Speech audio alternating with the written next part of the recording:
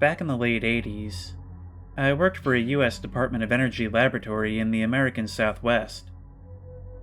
A set of sprawling cities within cities, the DOE lab complex employs thousands of people, with work ranging from computer science, physics and chemistry, all the way to important infrastructure jobs like construction or security. I worked on mainframes at the time. Like any secure government facility, this particular complex had a set of colorful local legends that over-dramatized the mysterious work we performed. People were convinced that the labs held evidence that aliens had visited us in the 50s, or that we developed a neutron bomb capable of wiping out cities without destroying any buildings, or that we were sitting on cold fusion technology, but were keeping it all a secret to protect the interests of big oil.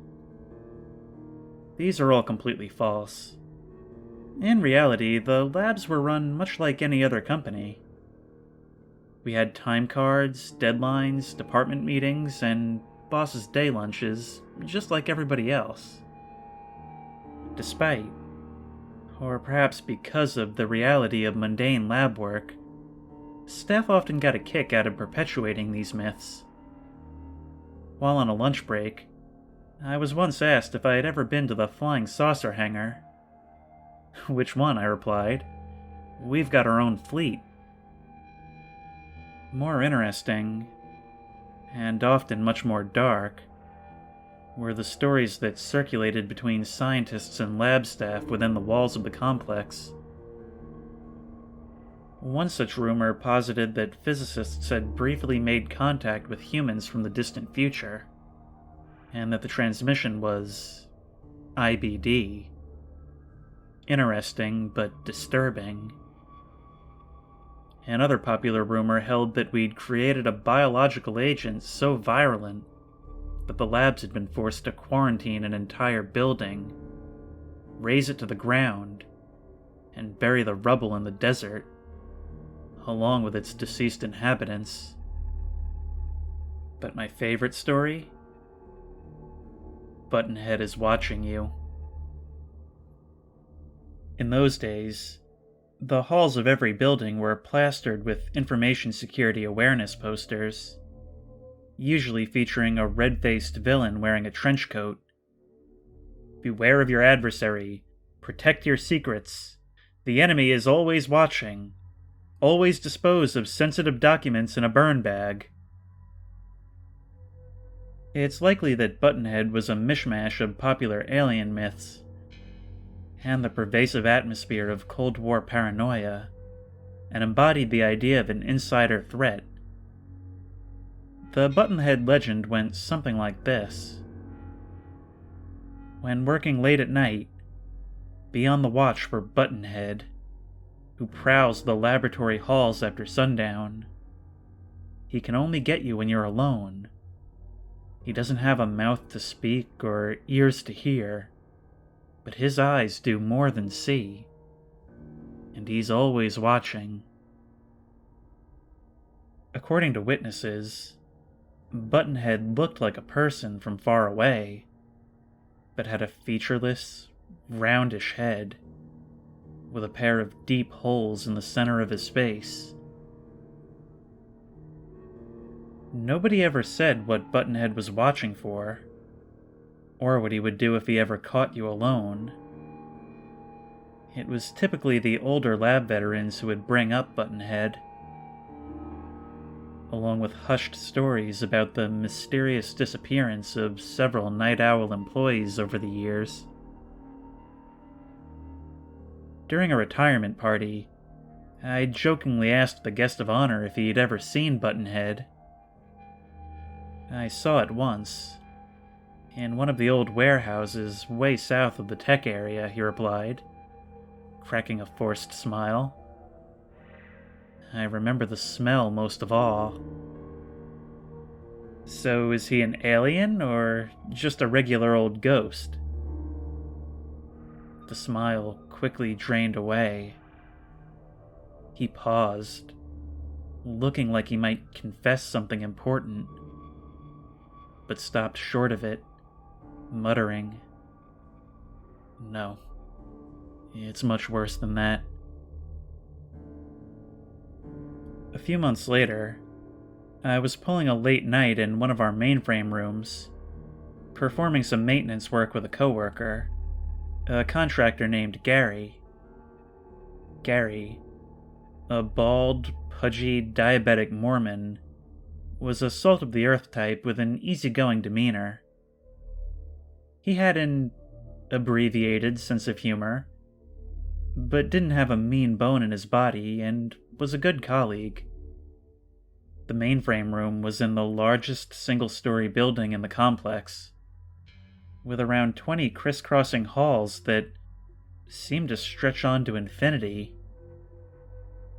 After working hours, most of these halls would fall pitch dark.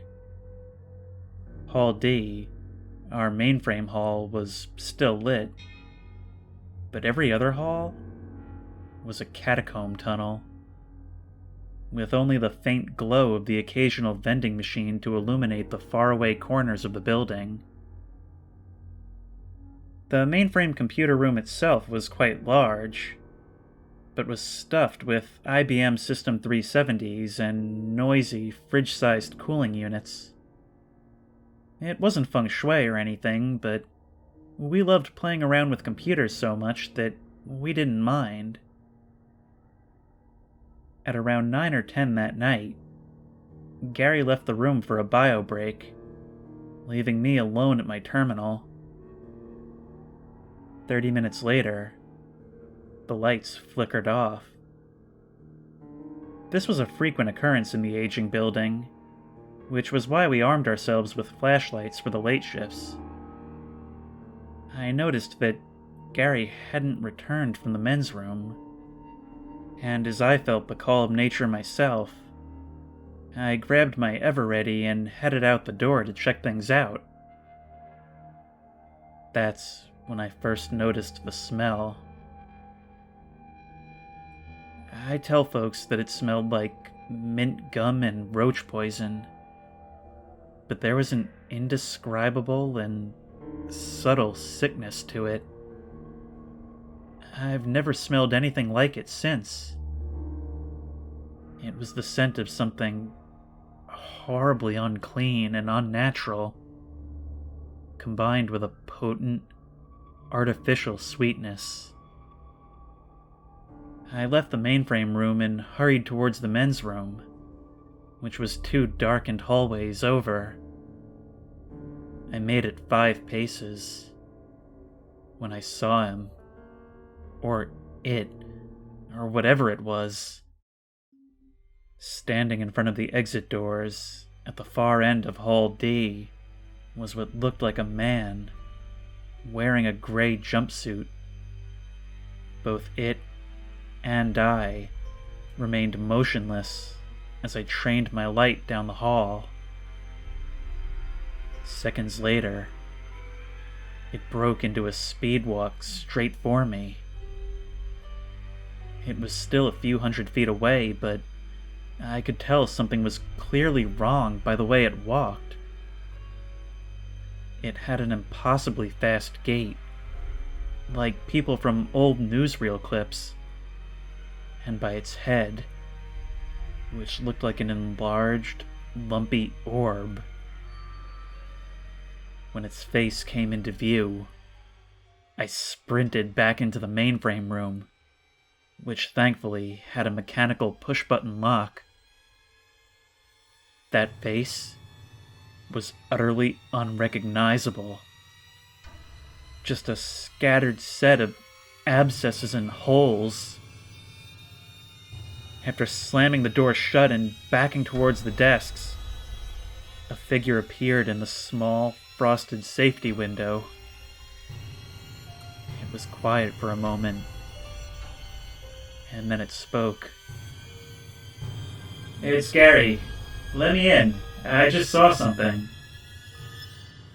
I couldn't hear it perfectly over the drone of the fans, but something wasn't right about the voice.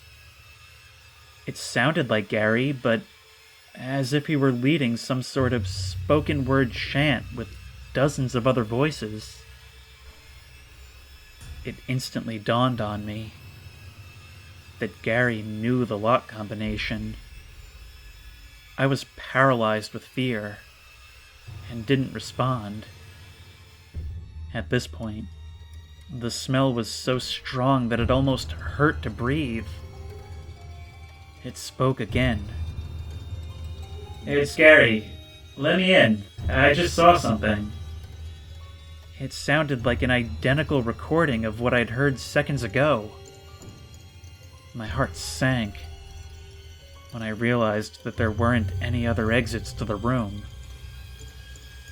I backed up toward the machines, quietly hoping that the thing would go away and the lights would come back on.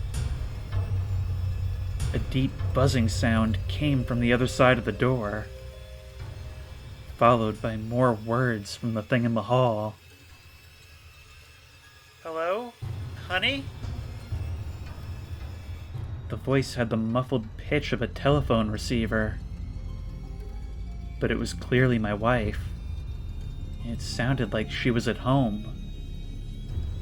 "Hun, is that you? Is everything okay?" I was in a state of confusion, despair, and shock. I summoned the courage to approach the door, aiming my light through the window. "The police have been notified," I yelled. This was impossible, as the mainframe room wasn't technically office space, and thus had no phone. I heard something that sounded like squid being pulled up through a novelty straw, and then a splattering sound. A thick, white fluid slowly spilled out onto the vinyl tile from underneath the door. The smell was nearly unbearable. I began yelling for help, and I could hear the thing fumbling with the push-button lock.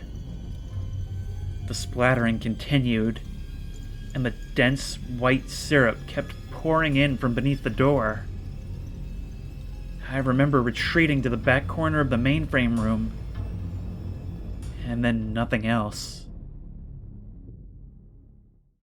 Hours later, a pair of MPs found me curled up in a ball, sopping wet in a rear corner of the mainframe room. My wife, who had received a call at 10:30 from someone she believed to be me, called the base police at midnight after I didn't return home. The guards didn't find any sign of forced entry, and there was no sign of Gary or the white liquid. The next morning, my manager told me that Gary had terminated his contract earlier that week and wasn't even scheduled to come in that day. I never saw him again. My wife and I moved to California a month later. Even though I work from home these days, my pulse still quickens when I walk down a darkened hallway.